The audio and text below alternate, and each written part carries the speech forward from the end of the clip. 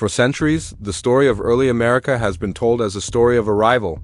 It begins with ships cutting through the Atlantic, settlers stepping onto unfamiliar shores, and a single rock that has come to symbolize the birth of a nation. This version of history is familiar, comforting, and deeply incomplete.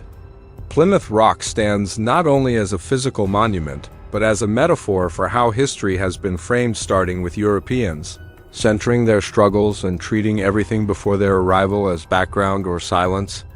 But history does not begin when one group arrives. It begins where people already are. Long before European ships appeared on the horizon, the land now called North America was home to hundreds of indigenous nations, each with its own languages, governance systems, laws, and spiritual traditions. These were not scattered tribes wandering aimlessly across untouched wilderness. They were societies rooted in place, shaped by centuries of observation, adaptation, and knowledge passed down through generations. Rivers were highways of trade. Forests were carefully managed ecosystems. Fields were cultivated with sophisticated agricultural methods that sustained large populations. Oral histories preserved memory, law, and identity with precision and purpose. Yet when Europeans arrived, they did not recognize these systems as civilization. Instead, they saw land that could be claimed, resources that could be extracted, and people who could be controlled, converted, or removed. This misunderstanding was not accidental. It was shaped by the political ambitions of empires, the economic hunger of expanding nations, and religious ideologies that placed Europeans at the center of the world and everyone else on its margins. From the very beginning, the encounter between indigenous peoples and Europeans was shaped by unequal power and competing worldviews. The popular story often portrays early encounters as peaceful meetings between settlers and indigenous peoples, moments of cooperation symbolized by shared meals and mutual aid. While cooperation did exist, this version of events strips those moments of their complexity. Indigenous nations did not help Europeans out of innocence or submission. They engaged strategically, guided by diplomatic traditions that predated European arrival by centuries. Alliances were tools for survival in a rapidly changing world, especially as disease, introduced unintentionally but devastatingly by Europeans, swept through indigenous communities, killing millions before many ever met a settler face-to-face. Disease was one of the earliest and most destructive forces of colonization. Entire villages were wiped out by smallpox, measles, and influenza, weakening social structures and altering regional power dynamics. When settlers arrived in places like New England, they often found cleared fields and abandoned villages, not realizing or choosing not to acknowledge that these spaces were the result of recent catastrophe, not absence. This tragic coincidence became a justification for expansion, reinforcing the dangerous idea that the land was empty or unused. European nations did not arrive as a single unified force. They came as rivals: Spain, France, England, and later the Netherlands, each competing for global dominance. Colonies were not just settlements. They were symbols of power, sources of wealth, and strategic footholds in a global contest. Indigenous lands were central to these ambitions. Control of territory meant access to fur trade networks, agricultural land, mineral wealth, and strategic military positions. Indigenous nations, standing firmly on their ancestral lands, were therefore seen not as neighbors but as barriers to imperial success. Religion played a powerful role in shaping these encounters. Many Europeans believed they were carrying a divine mission, justified by doctrines that declared Christian nations superior and non-Christian peoples as rightful targets of conquest. The doctrine of discovery, endorsed by European churches and monarchies, declared that land inhabited by indigenous peoples could be claimed if it was not ruled by a Christian sovereign. This belief transformed invasion into destiny and violence into moral duty. Conversion became another tool of control, as missionaries sought not only to change beliefs, but to reshape identities. Despite these pressures, indigenous peoples were not passive victims of history. They negotiated, resisted, adapted, and fought back. They used diplomacy, warfare, and alliance building to protect their communities. Some nations allied with European powers against traditional rivals, hoping to preserve autonomy in an increasingly unstable world. Others resisted fiercely, defending their lands against encroachment. These choices were complex, strategic, and deeply human, yet they are often reduced in historical narratives to footnotes or stereotypes. The story of Plymouth Rock and others like it survives because it is simple. It offers a clear beginning, a heroic struggle, and a triumphant outcome. Indigenous histories, by contrast, challenge that simplicity.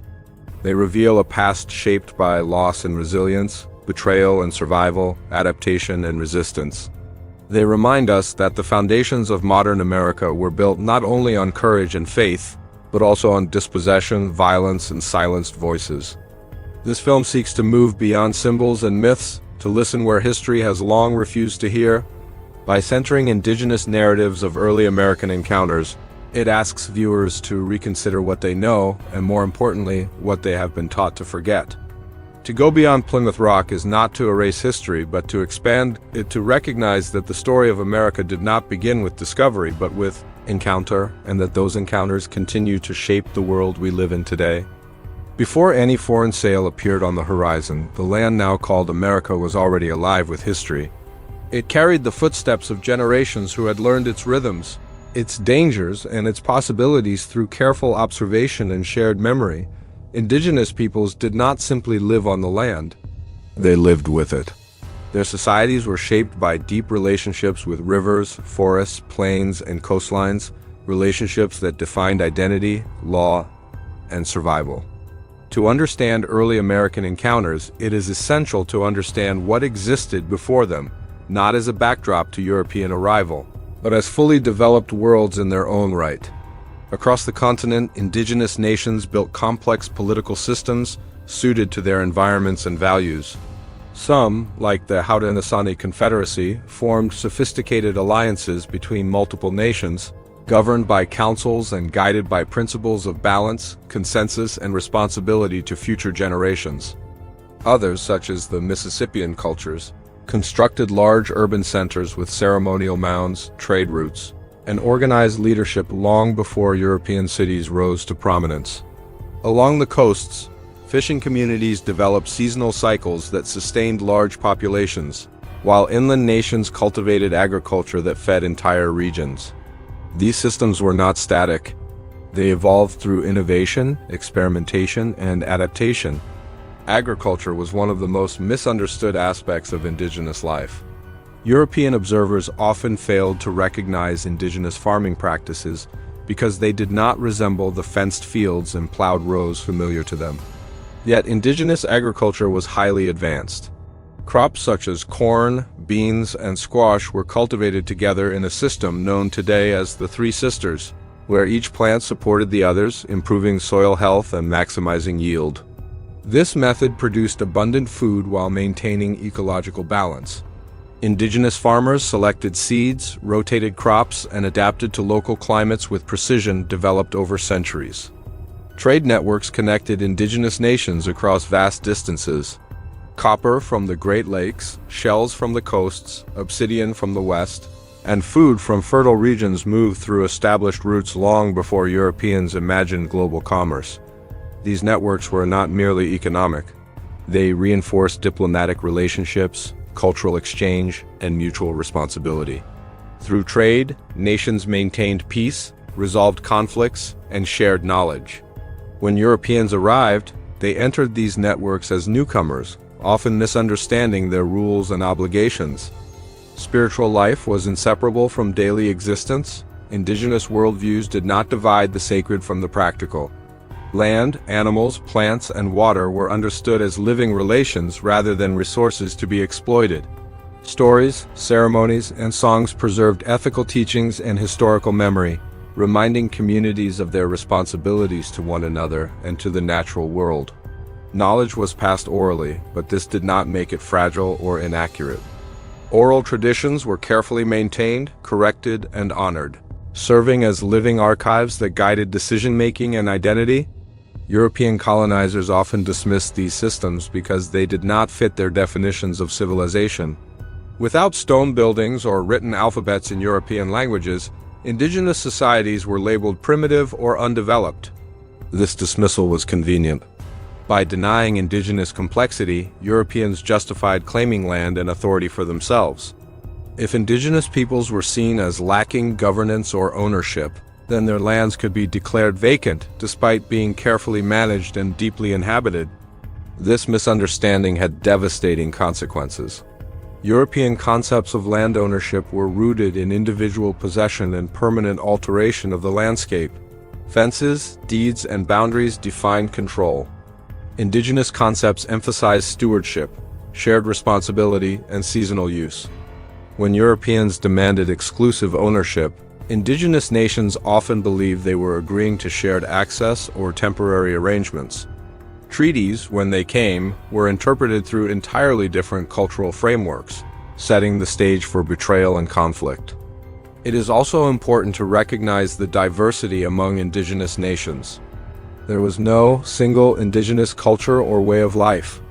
Languages, customs, political structures, and economies varied widely across regions. Some nations were nomadic, following animal migrations. Others were settled agriculturalists. Some emphasized warrior traditions. Others prioritized diplomacy and consensus. This diversity was a strength, but it also complicated responses to European intrusion. European powers exploited rivalries, forged selective alliances, and manipulated divisions to advance their own interests. Despite these challenges, indigenous societies demonstrated resilience and adaptability. They incorporated new tools, technologies, and ideas when useful, while resisting those that threatened their autonomy. They negotiated with Europeans using established diplomatic protocols, expecting reciprocity and respect. When those expectations were violated, indigenous leaders responded in ways shaped by their histories and values, not by ignorance or passivity. Understanding indigenous life before contact is essential because it reveals what was truly at stake in early American encounters. Colonization was not the introduction of civilization to an empty land. It was the disruption of complex societies with deep roots and enduring legacies. The loss that followed was not only of land, but of worlds carefully built and sustained over time. To look beyond Plymouth Rock is to recognize that America did not begin with settlers. It began with nations who were already here, shaping the continent in ways that continue to influence it today. When the first Europeans arrived on the shores of the Americas, the meeting of indigenous peoples and foreign newcomers was neither immediately violent nor universally hostile. These early encounters were shaped by uncertainty, curiosity, and cautious diplomacy on both sides. Indigenous nations had long histories of interacting with neighboring peoples, forming alliances, negotiating access to resources, and resolving conflicts through established protocols. Europeans, unfamiliar with these systems and struggling to survive in new environments, entered these encounters from a position of dependence, even as they carried ambitions far greater than they revealed. For indigenous communities, the arrival of Europeans was initially understood as another moment of contact with outsiders. Strange as the newcomers were with their metal tools, unfamiliar animals, and rigid social hierarchies, they were not immediately perceived as conquerors. Indigenous leaders approached them through diplomacy, hospitality, and strategic calculation.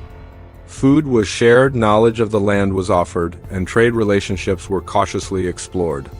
These actions were not gestures of submission, but expressions of long-standing cultural values and political wisdom. Trade quickly became a central feature of early contact. Europeans desired furs, particularly beaver pelts, which were in high demand in European markets. Indigenous nations controlled the supply and the networks through which goods moved. In exchange, Europeans offered metal tools, weapons, cloth, and other items that indigenous peoples evaluated carefully. Some technologies were adopted because they improved daily life or defense, while others were rejected or modified to fit existing cultural practices. Trade was not merely economic, it carried expectations of respect, balance, and ongoing relationship. Yet beneath these exchanges lay deep misunderstandings. Europeans often viewed trade as a path toward permanent dominance and exclusive control, while indigenous nations saw it as part of a reciprocal relationship that could be adjusted or ended if obligations were not met. When Europeans violated these expectations by overstepping boundaries, refusing reciprocity, or using force, trust eroded quickly. What Europeans interpreted as generosity or agreement was often something entirely different in indigenous diplomatic language. Language barriers intensified these misunderstandings. Communication relied on interpreters, gestures, and partial translations, leaving critical concepts open to misinterpretation. Words for land, ownership, and authority carried different meanings in indigenous languages than in European ones. When indigenous leaders spoke of sharing land or granting access, Europeans often heard permission to possess and control. These early miscommunications would later be used to justify permanent settlement and expansion. Disease spread silently through these encounters, reshaping relationships before they could fully form.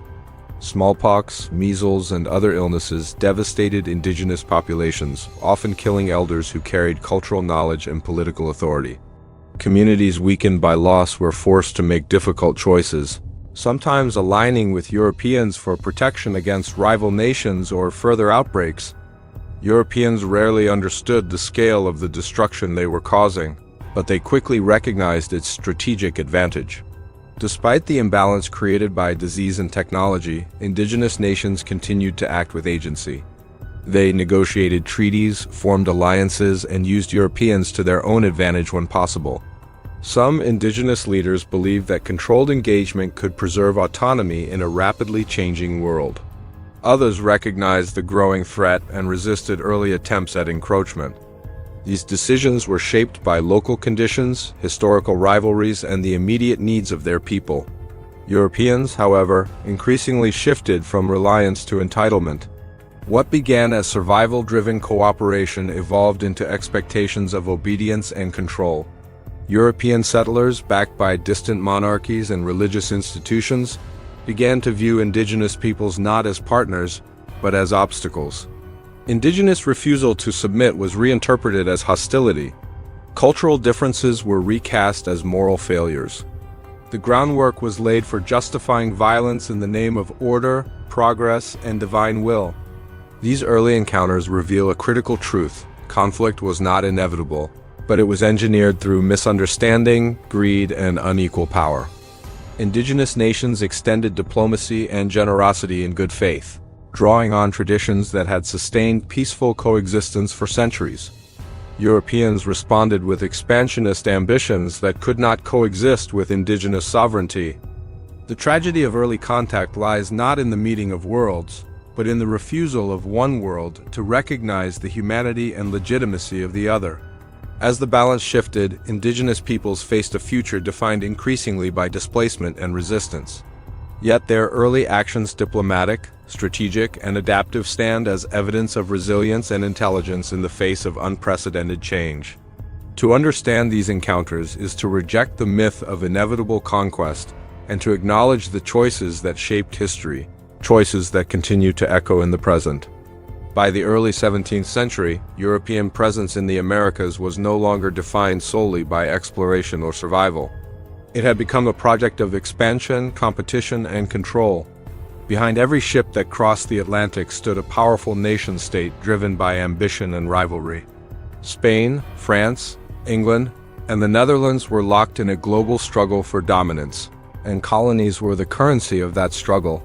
Indigenous lands, rich in resources and strategically located, became central targets in a contest that had little to do with the people who already lived there. For European empires, land meant power. Control of territory provided agricultural production, raw materials, and access to trade routes that fueled growing economies back home.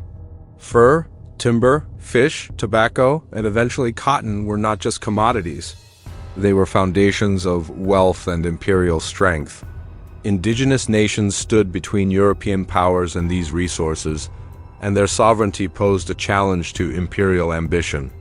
Rather than recognize indigenous political authority, European governments increasingly framed indigenous presence as a problem to be solved. Economic motivations were inseparable from political ones.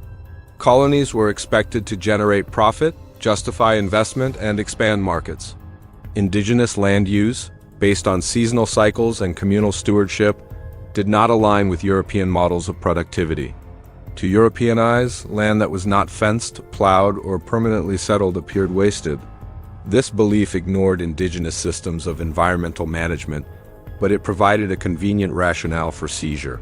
By redefining land use according to European standards, colonizers transformed occupation into justification. Religion provided moral cover for these ambitions. European powers framed colonization as a sacred mission, claiming divine approval for conquest and conversion. The doctrine of discovery declared that Christian nations had the right to claim lands inhabited by non-Christians, reducing indigenous peoples to subjects rather than sovereign nations.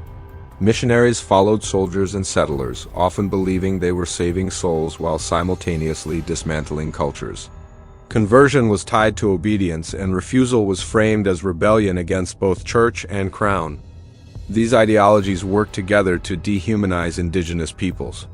Once portrayed as uncivilized, heathen, or incapable of self-rule, indigenous nations could be displaced without guilt. Violence became easier to justify when framed as defense, discipline, or divine will.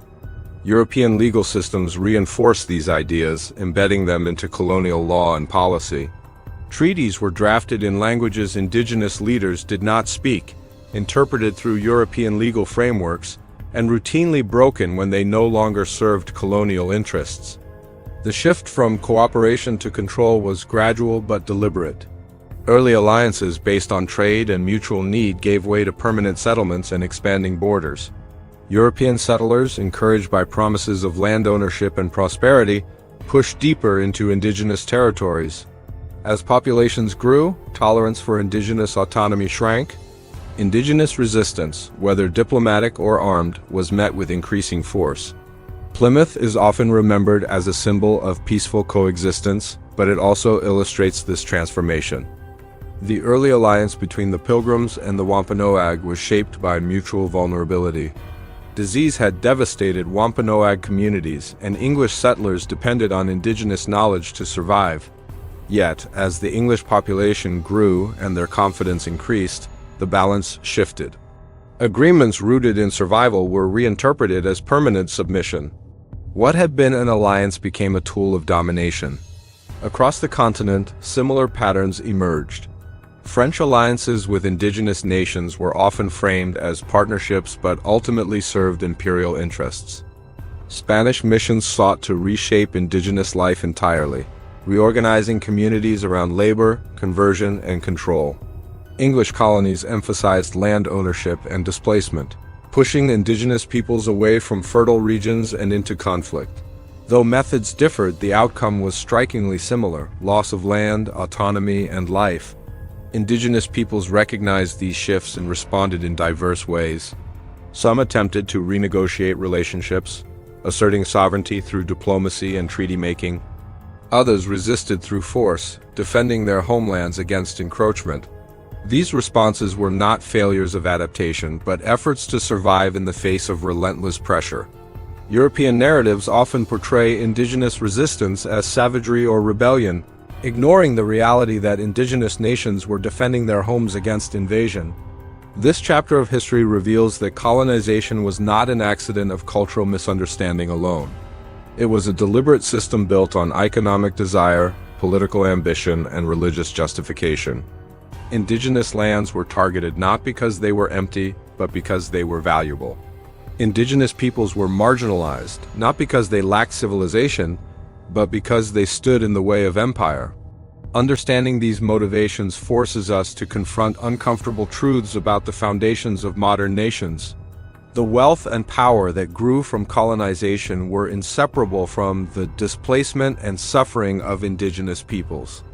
To go beyond Plymouth Rock is to acknowledge that empire was built not only through exploration and settlement, but through choices that prioritize profit and power over justice and humanity. As European settlements expanded and imperial ambitions hardened into policy, indigenous nations found themselves facing a reality that could no longer be managed through diplomacy alone. Agreements were broken, boundaries ignored, and promises rewritten to favor colonial interests. What had once been framed as cooperation now revealed itself as conquest. In response, indigenous peoples across the continent turned to resistance not as a single movement, but as many acts of defense shaped by local histories, cultures, and circumstances. Resistance was not inevitable, but it became necessary. Indigenous resistance took many forms, often beginning with efforts to restore balance rather than seek domination. Leaders attempted to renegotiate treaties, remind colonizers of earlier agreements, and assert sovereignty through diplomatic channels. Councils were held, alliances reconsidered, and messages sent across great distances. These actions reflected a deep belief in political process and accountability. When words failed, resistance took other forms. Armed conflict emerged as settlers continued to encroach on indigenous lands. These wars were not acts of aggression, as colonial narratives often suggest, but responses to invasion. Indigenous warriors fought to protect families, food sources, and sacred places. They used intimate knowledge of the land, strategic alliances, and adaptive tactics to challenge European forces. Leaders such as Metacom, known to the English as King Philip, organized coalitions that nearly halted colonial expansion in New England. These conflicts demonstrated not only military skill, but a refusal to accept erasure. Resistance also included cultural survival. As missionaries and colonial authorities sought to suppress indigenous languages, ceremonies, and social structures, indigenous communities preserved them in secret or adapted them to changing conditions. Stories continued to be told, songs continued to be sung, and knowledge continued to be passed down, even under threat of punishment. Survival itself became an act of resistance, a declaration that indigenous identity would not disappear. European responses to resistance were increasingly brutal. Entire villages were destroyed, crops burned, and populations displaced. Colonizers justified these actions by labeling indigenous resistance as barbaric or uncivilized, ignoring the violence that provoked it. Laws were enacted to restrict movement, criminalize traditions, and legitimize land seizure. Violence became institutional, supported by colonial governments and sanctioned by imperial authority. Despite these pressures, indigenous nations continued to adapt. Some formed new alliances with rival European powers, using imperial competition to their advantage. Others relocated strategically to preserve autonomy, moving deeper into territories less accessible to settlers. These decisions were often heartbreaking, involving the abandonment of ancestral lands, but they reflected resilience and strategic thinking in the face of overwhelming force. Women played crucial roles in resistance and survival, though their contributions are often overlooked in historical accounts. As leaders, farmers, healers, and knowledge keepers, indigenous women sustained communities during times of war and displacement. They preserved cultural practices, maintained food systems, and passed on teachings that ensured continuity across generations. Resistance was not only fought on battlefields. It was lived in homes, ceremonies, and daily acts of care. European colonizers often interpreted indigenous persistence as stubbornness or refusal to modernize. In reality, it was a defense of sovereignty and dignity. Indigenous peoples were not resisting change. They were resisting domination. They selectively adopted new tools, weapons, and practices when useful, demonstrating adaptability without surrendering identity. This distinction is critical to understanding indigenous responses to colonization. The cost of resistance was devastating. Populations were reduced, territories fragmented, and communities traumatized. Yet resistance prevented total erasure. It delayed expansion, preserved knowledge, and ensured that indigenous presence would endure despite overwhelming odds. The survival of indigenous nations today is a testament to these struggles, not evidence of their inevitability. This chapter challenges the narrative that colonization was a smooth or uncontested process. Indigenous resistance reveals a history of courage, strategy, and sacrifice that complicates simplistic stories of progress. It reminds us that early American encounters were not only about European ambition, but about indigenous determination to protect their worlds. To go beyond Plymouth Rock is to honor this resistance not as a footnote, but as a central force in shaping history. By the late 17th and early 18th centuries, the consequences of early encounters had begun to harden into systems. What started as moments of contact, trade, and conflict evolved into structured colonial policies designed to control land, labor, and identity. Indigenous dispossession was no longer driven only by individual settlers or isolated conflicts. but by laws, institutions, and economic frameworks that made colonization permanent. The foundations of modern inequality were being laid quietly and deliberately. Land loss became systematic. Through treaties that were misunderstood, manipulated, or outright violated, indigenous nations were pushed off fertile territories and confined to shrinking spaces. Colonial governments increasingly treated treaties not as agreements between sovereign nations, but as tools to legitimize expansion. When indigenous leaders protested broken promises, they were ignored or punished. The idea that European legal systems alone determined legitimacy erased indigenous law and governance, replacing them with foreign authority. Forced removals did not begin suddenly in the 19th century. Their roots lay in these early encounters. As colonial populations grew, indigenous presence was framed as incompatible with progress. Communities were relocated away from valuable land and trade routes, disrupting economies and social structures. These removals fractured kinship networks and weakened political power, making further dispossession easier. What was presented as order was, in reality, displacement. Cultural destruction accompanied physical removal. Colonial authorities targeted indigenous languages, spiritual practices, and social systems, viewing them as obstacles to assimilation. Mission schools and conversion efforts sought to replace indigenous identities with European norms. Children were separated from families, taught to reject their heritage, and punished for practicing their traditions. These policies aimed not just to control land, but to reshape people, to erase memory and replace it with obedience. Economic systems were restructured to benefit colonial interests. Indigenous peoples were pushed into dependency, denied access to traditional food sources, and forced into labor systems that enriched settlers and empires. Trade relationships that once reflected reciprocity became exploitative. As indigenous autonomy weakened, economic survival became tied to colonial systems that offered little stability or justice. Despite these pressures, indigenous communities continued to resist in quieter but no less powerful ways. They adapted ceremonies to avoid punishment, preserved languages within families, and passed knowledge through stories that survived beneath the surface of colonial rule. Resistance became less visible but more enduring. Identity was safeguarded through memory, relationship, and persistence. European narratives increasingly portrayed indigenous decline as natural or inevitable, masking the deliberate policies that caused it. This framing allowed colonizers to absolve themselves of responsibility, presenting history as progress rather than choice. Yet the evidence of intentional design is clear. Colonization was not simply the spread of people. It was the spread of systems that prioritized expansion over humanity. The effects of these systems did not end with the colonial period. They shaped the political and economic structures of emerging nations, embedding inequality into law and practice. Land ownership patterns, racial hierarchies, and economic disparities all trace their origins to this era. Indigenous marginalization was not a byproduct of history. It was engineered. Understanding these long-term consequences reframes early American encounters as more than isolated events. They were the beginning of a continuous process that transformed landscapes, societies, and lives. The trauma endured by indigenous communities was not confined to the past. It echoes across generations, influencing health, education, and political representation today.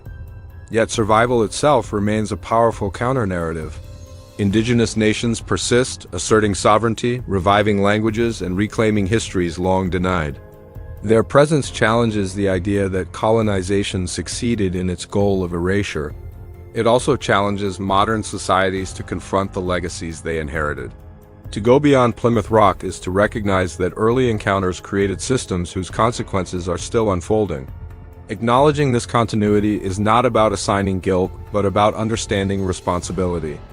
Only by facing these truths can history become a tool for justice rather than a shield for forgetting. As colonial systems became entrenched, another powerful force began shaping how early American encounters would be remembered: storytelling. History was no longer only lived. It was recorded, taught, and repeated through the voices of those in power. European settlers and their descendants controlled the written record, deciding which events mattered and whose perspectives were worth preserving. Over time, these choices transformed complex, contested encounters into simplified national myths. The story of America's beginnings was carefully constructed to emphasize bravery, faith, and progress. Settlers were portrayed as heroes taming a wilderness, while indigenous peoples were cast as obstacles, helpers, or shadows fading into the past. Moments of cooperation, such as shared harvests or alliances, were highlighted, while betrayal, violence, and dispossession were minimized or ignored. Plymouth Rock became a symbol, not because it captured truth, but because it offered a clean and comforting origin story. Education played a central role in this myth-making. Textbooks framed colonization as inevitable and beneficial, rarely acknowledging indigenous sovereignty or resistance. Indigenous peoples appeared mainly at the moment of European arrival, only to disappear soon after as if history moved forward without them. This narrative taught generations to see indigenous survival as an exception rather than a reality, reinforcing the idea that colonization was complete and justified. Language itself became a tool of erasure. Words like discovery, settlement, and expansion concealed the violence embedded in those processes. Land was said to be opened rather than taken. Treaties were described as agreements, even when forced or violated. Indigenous resistance was labeled rebellion, while colonial aggression was framed as defense. These choices shaped how history was understood and whose suffering was acknowledged. Indigenous histories, preserved through oral tradition, ceremony, and memory, were dismissed as unreliable or unscientific. Yet these narratives carried detailed accounts of encounters, betrayals, and survival strategies passed down across generations. They preserved emotional truth alongside factual memory, connecting past events to present identity. When indigenous voices were excluded from the historical record, it was not due to absence of history, but refusal to listen. The consequences of these myths extend beyond the classroom. National identity was built on stories that celebrated conquest while ignoring its cost. This shaped public attitudes toward indigenous rights, land claims, and sovereignty.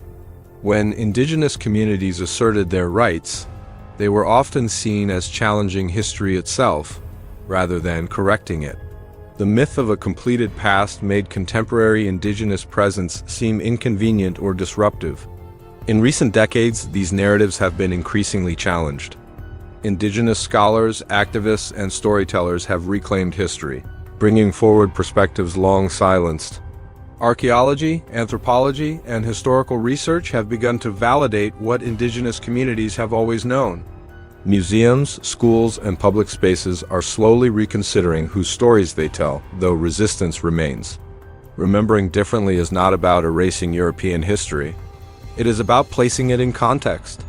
It requires acknowledging that early American encounters were not a simple meeting of old and new worlds, but a collision shaped by power, choice, and consequence. Indigenous narratives reveal a history of endurance that refuses disappearance, insisting on presence despite centuries of denial. This chapter asks viewers to question not only what they know, but how they came to know it, whose voices were amplified and whose were silenced. What stories were repeated and which were forgotten? History, as it turns out, is not neutral. It reflects the values and interests of those who tell it. To go beyond Plymouth Rock is to listen to histories that were never lost, only ignored. It is to recognize that the past is not finished, and that the stories we choose to tell shape the future we imagine. The story of early American encounters does not end in the past. It lives on in the present, shaping landscapes, institutions, and relationships in ways that are often invisible but deeply felt. Indigenous nations did not disappear when the colonial era closed. They endured, they adapted. They survived systems designed to erase them. The final chapter of this story is not about loss alone, but about continuity, responsibility, and the power of listening. Today, indigenous communities continue to assert sovereignty over their lands, cultures, and futures. Languages once thought lost are being revitalized. Ceremonies suppressed by colonial law are practiced openly again. Legal battles challenge centuries-old injustices, seeking the return of land, protection of sacred sites, and recognition of treaty rights. These efforts are not attempts to rewrite history, but to complete it, to insist that early encounters did not mark an ending but a turning point. Understanding early American encounters through indigenous narratives forces a reconsideration of national identity. If the foundation of modern nations rests on dispossession, then reckoning with that truth becomes an ethical obligation. This does not require rejection of heritage, but recognition of complexity. Progress and violence, faith and greed, cooperation and betrayal existed side by side. Acknowledging this reality allows for a more honest understanding of the past and a more just approach to the future. Education remains central to this process. When indigenous histories are taught not as prefaces but as continuous stories, they challenge myths of inevitability and completion. Students learn that colonization involved choices, not destiny, and that different choices could have led to different outcomes. This awareness opens space for accountability, empathy, and change. It reminds us that history is not fixed. It is interpreted, revised, and lived. Listening to indigenous voices today also reveals how early encounters continue to shape inequality. Disparities in health, education, and economic opportunity are not accidents. They are the outcomes of systems rooted in colonial policy. Addressing these injustices requires more than symbolic gestures. It requires honoring treaties, supporting self-determination, and respecting indigenous knowledge systems that offer alternative ways of relating to land and community. The land itself carries memory. Rivers, forests, and coastlines still bear indigenous names, stories, and histories, even when those names have been overwritten. Recognizing this presence changes how we understand place. It challenges the idea that land is merely property and invites a relationship based on responsibility and care. Indigenous worldviews offer not only historical insight, but guidance for navigating contemporary crises, from environmental destruction to social fragmentation. To go beyond Plymouth Rock is to move beyond comfort. It requires sitting with difficult truths and resisting simplified narratives. It asks viewers to see early American encounters not as distant events, but as living histories with ongoing consequences. It also invites participation. Everyone who inherits the present has a role in shaping what comes next. This film does not seek closure because history does not offer it. Instead, it offers a beginning, a starting point for listening, learning, and responsibility. By centering indigenous narratives, it restores voices long denied and affirms that survival itself is a form of truth.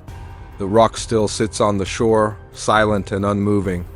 But beyond it are stories that speak, nations that endure, and histories that refuse to be forgotten.